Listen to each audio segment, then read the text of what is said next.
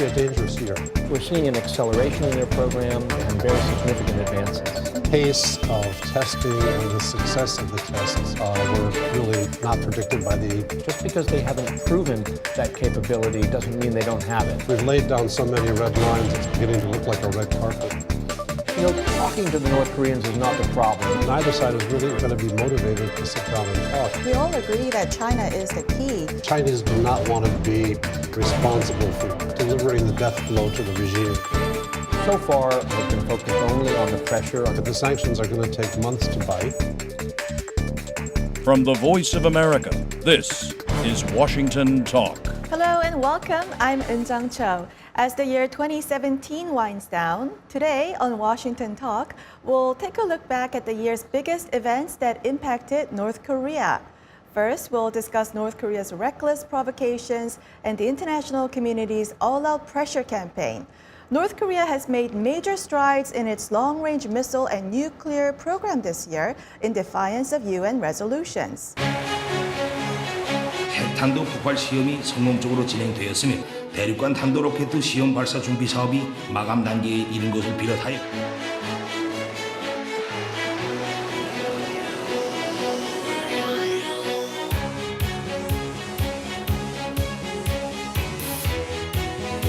미국 본토 전역을 타격할 수 있는 초대형 중량급 핵탄두 장착.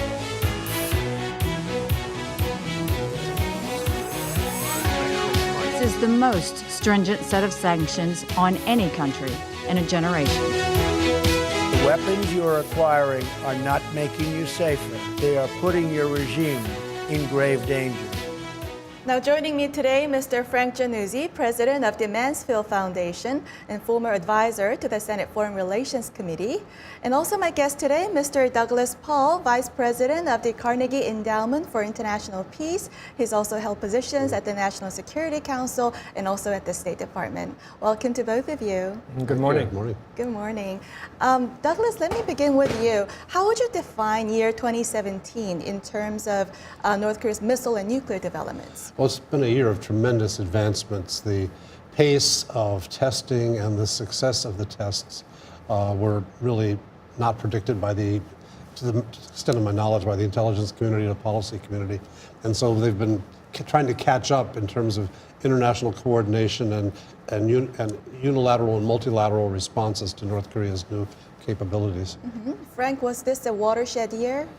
Well, for certain, this was a year during which the North Koreans, by their own definition, achieved the capability to put a nuclear warhead to the United States on a missile. Now, most of us studying their program, we still have some doubts about that. They haven't proven a reentry vehicle. They haven't tested a missile at range. And we haven't even seen them mount a nuclear warhead onto a missile and see how that affects the flight. But for certain, this year, more than any of the years that preceded it, is a year during which they had both unprecedented success and also rolled out not one, not two, but three new missile variants. So we're seeing an acceleration in their program and very significant advances. Mm-hmm. Douglas, Frank just mentioned some of the remaining obstacles. When do you think North Korea will be able to deploy ICBM to continental U.S.? Well, deployment is one thing. They still, I think, need to do some tests. there may be experts who would disagree, but until you've tested at a re-entry point, which simulates the actual friction of re-entry by a warhead, you can't be sure that your system is reliable. And I think that test has yet to be done. It can really only be done at great distance. And from the U.S. perspective, if we see a test like this begin, we won't know whether it's a test or an attack.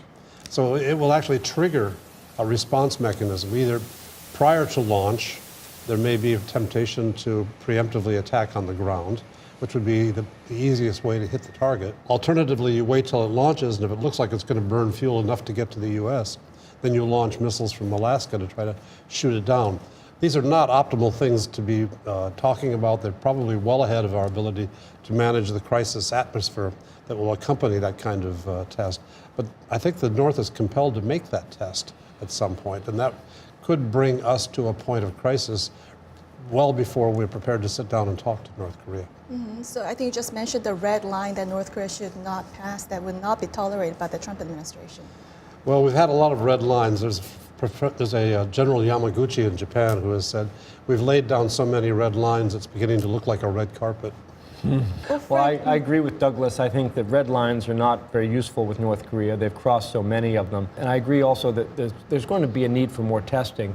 But I think we need to take one step back from this and acknowledge that for any U.S. president moving into 2018, they can no longer assume that North Korea doesn't have the ability to put a nuclear warhead, put it on a missile, and land it in the continental United States. Just because they haven't proven that capability doesn't mean they don't have it. And I think going forward, prudent planning requires us to basically assume that they can do it. Right, Frank, I want to look at the international response, which was really harsh on North Korea this year. There have been 4 rounds of UN Security Council resolutions cutting down North Korean trade, fuel supply, and overseas jobs.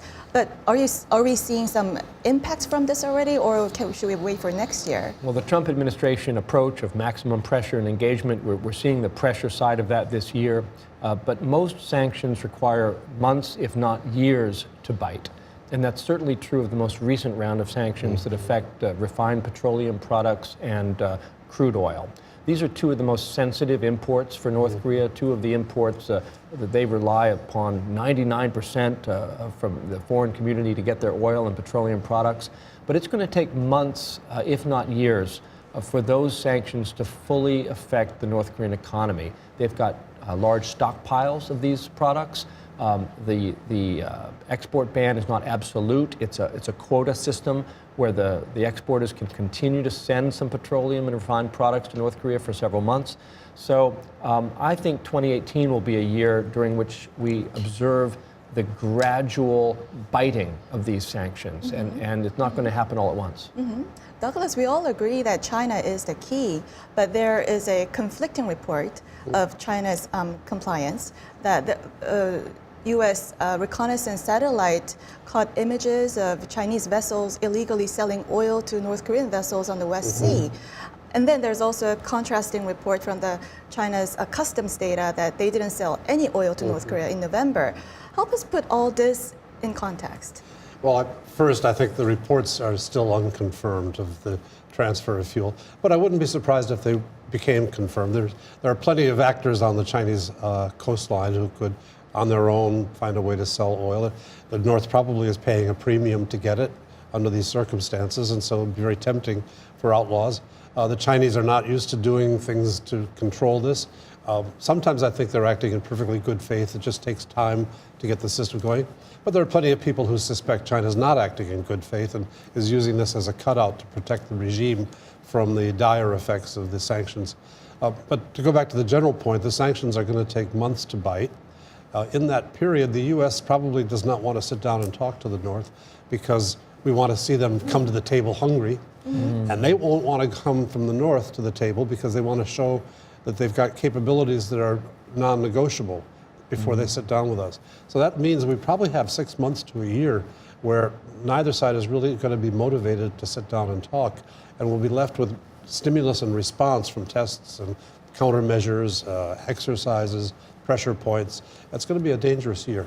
Right, so Douglas, I want to ask you how United States can get more Chinese cooperation on this issue. President Trump told New York Times today that his trade policies with China are linked to how China does North Korea. Well, there are 2 points to make about that. One is the Chinese do not want to be responsible for delivering the death blow to the regime of North Korea and the consequent instability and unpredictable outcomes for Chinese own interests on the Korean Peninsula. The other side of that is China cannot, in its own, deliver a North Korean decision to abandon the weapons system. China and North Korea differ enough historically over the last 60, 70 years on many issues, and the Chinese know that they cannot deliver what's wanted. So they're a very necessary part of a solution to the North Korean problem, but they are not the full and satisfactory requirement for a solution. I think Douglas makes a really important point, necessary but not sufficient. And we need to remember that North Korea policy is really not a U.S. job that can be outsourced to China. The United States has to have its own policy. It needs China's cooperation. But the Chinese cannot deliver the North Koreans to us ready to make a deal. That's beyond their power. I do want to look at this report coming from Japan this week that there will be a hotline between U.S. Forces Korea and the Chinese military's Northern Theater. I think there's been a lot of serious reporting about Chinese more countermeasures against the possible instability on North Korea. Frank, was this more than previous years? One of the things that we know for certain is that the Chinese are more willing to talk about contingency planning with the United States and even South Korea or Japan than they used to be. This used to be an absolute taboo in Beijing. They didn't want to offend their North Korean client state. But now the Chinese are preparing for the possibility of war on the peninsula. They are beefing up their presence. I took part in informal contingency planning at a Track 2 level 4 years ago, and it was very difficult to arrange because of the sensitivity Frank has talked about, not wanting the North to have the word get to them that they're somehow thinking that the regime may be in danger. Now China is willing to take that risk, and we are seeing much more direct conversations. It always has been something where the U.S. needs to take the lead. It's not one where you'd expect the Chinese to do it. We finally got to that point, surprisingly enough, under the Trump administration, where he very directly, at the first Mar-a-Lago meeting, brought up the question of what do we do about North Korea? Well, we'll have to wrap up our first discussion here and move on to our second topic. Today, the United States is designating North Korea as a state sponsor of terrorists. Should have happened a long time ago, should have happened years ago.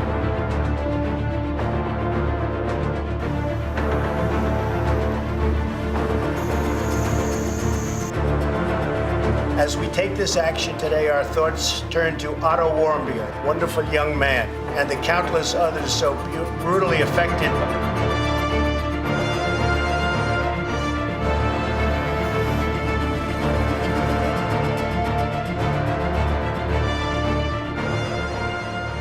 President Donald Trump put North Korea back on the list of state sponsors of terrorism for the first time in 9 years. When announcing this decision, President Trump cited the death of American college student Otto Warmbier, who was formerly detained in North Korea. Now, Douglas, let me give my first question to you. Will this relisting give some pains to North Korea, do you think? I don't think it does much. It's another negotiating hurdle when we ever get back to talks with North Korea, but it doesn't have much practical consequence. We've already had the real practical consequence through American unilateral actions to deny Americans the ability to go back into Korea easily without a Treasury Department license or without a special passport, both of which are hard to come by. Frank, what is the sentiment, the reaction from the American public on this case, the death of Otto Warmbier? I think the American public has lost the ability to be shocked by any human rights violation that they might witness in North Korea. And the tragic death of Otto Warmbier is the same. But I think most of the American people are a compassionate people. And as Douglas pointed out, the real impact of this is the travel restrictions on U.S. citizens, most of whom who go to North Korea are involved in some kind of aid and outreach, public health, education, grassroots level welfare. And so those organizations now are really feeling the pinch. And it's one of the unfortunate consequences of North Korea's continued defiance of the UN Security Council that we now find ourselves in a situation where even those wanting to provide humanitarian outreach to the North are in a difficult spot. Frank, you mentioned the humanitarian side. You were with the Amnesty International. I think you have answers for this. 3 Korean Americans are still held in North Korea. Tony Kim, Kim Hak-song, Kim Dong-chul. And they are denied consular access through the Swedish embassy. Isn't this a breach of the Geneva Convention? Well, I'm not a lawyer, but I believe that North Korea is not adhering to the letter or the spirit of the Geneva Convention with respect to providing adequate consular access. Unfortunately, the United States does not have an embassy in North Korea, and so we rely on the Swedes, who have been heroic in their efforts to make contact with Americans who've been arrested, to ascertain their well-being, and then to work on our behalf to help secure their release. I hope that those 3 Americans will be released in 2018 as a humanitarian gesture. It's the right thing for the North Koreans to do, and it could even spark a different mood in the U.S.-North Korea relationship that could help us get back to talks on the tough security issues. Douglas, do you think this hostage situation can somehow spark dialogue between Pyongyang and Washington? I'm not hopeful. The talks that they want are about how we will certify, we, the outside world, will certify they are now a true nuclear power and will give them the respect and rights that they think they can claim on that basis. And that's not a good starting point. Frank, Secretary Tillerson said there are 2 to 3 direct channels with North Korea. Do you think there are currently negotiations to free these Americans? I'm sure that we've made those representations, but I'm not aware of any current negotiations. You know, talking to the North Koreans is not the problem. We have multiple channels through New York and different embassies and contacts. We can get messages to North Korea. As Douglas pointed out, it's really a question of the will. You know, does North Korea have the will to try to improve their relationship with the United States? And you know, so far, our attempt to change their behavior has been focused only on the pressure, on coercive measures. We probably need to think in the new year about, as those sanctions begin to bite, what, if anything, we're prepared to do on the incentive side if we get back to the negotiating table. Because anyone who's ever tried to change the behavior of an ornery party knows that punishment is one part of it, but encouraging good behavior is another part of it. And eventually we're going to need to think about that other part of the equation. Douglas, do you think we should give incentives to North Korea to bring it back to the table? At some point, yes. I don't think we're at that point now. As I mentioned in the previous segment, the timing when both sides are really ready to talk to each other is not with us yet. I think that's right. I mean, right now we're still struggling.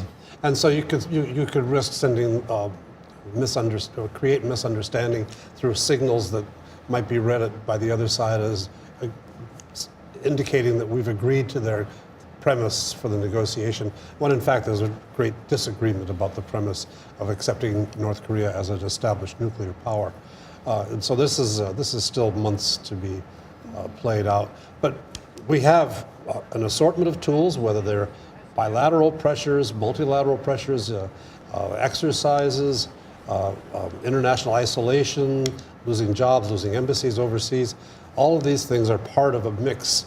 But there are also things we have not done that could be both incentives and disincentives to North Korea that have not been deployed yet. I have to say, I don't think that the Trump administration has come up with a comprehensive policy on North Korea yet. I don't see the outlines for that. Well, we'll end this discussion here and move on to our next segment. Now, time for the photo moment, a time to look at an interesting North Korea picture. The photo today is about a man who dared to ride piggyback on the leader Kim Jong-un. This man is believed to have played a key role in a missile engine test. This picture was taken at the West Sea Missile Launch Control Center in March. Frank, what's your reaction to this photo? Well, you know, it looks like young boys in the schoolyards, you know, celebrating a victory, a goal in a soccer match or something. And I think it's been a year of celebration for the North Korean missile technicians and the Korean People's Army. They have to be very satisfied with what they've delivered to Kim Jong-un this year in a variety of presents. And that he would dare to sort of, you know, climb on the back of the dear leader and that the dear leader was physically able to hold him. I think it probably speaks to the diminished size of the Korean People's Army soldiers. They're not too heavy. And maybe the well-fed strength of Kim Jong-un. Douglas? Well, this picture really caught my eye when it came out. And, you know, it's been our photo analysts in the U.S. government have looked carefully at the people who've been at these celebrations after successful missile tests or nuclear tests. And it's quite clear that that's a privileged elite who are being rapidly promoted and been given a lot of adulation because they're reflecting well on the leadership of Kim Jong-un. So I think there's room for both sides to give and take in appreciation of each other's efforts to advance the North Korean capabilities. Well, that's all the time we have for today. Douglas, Frank, thank you for joining us. Thank you, and Happy New Year. Thank you. And this was Washington Talk from VOA, and I'm Eunjung Cho. This is the last episode for 2017, but I hope to see you next year.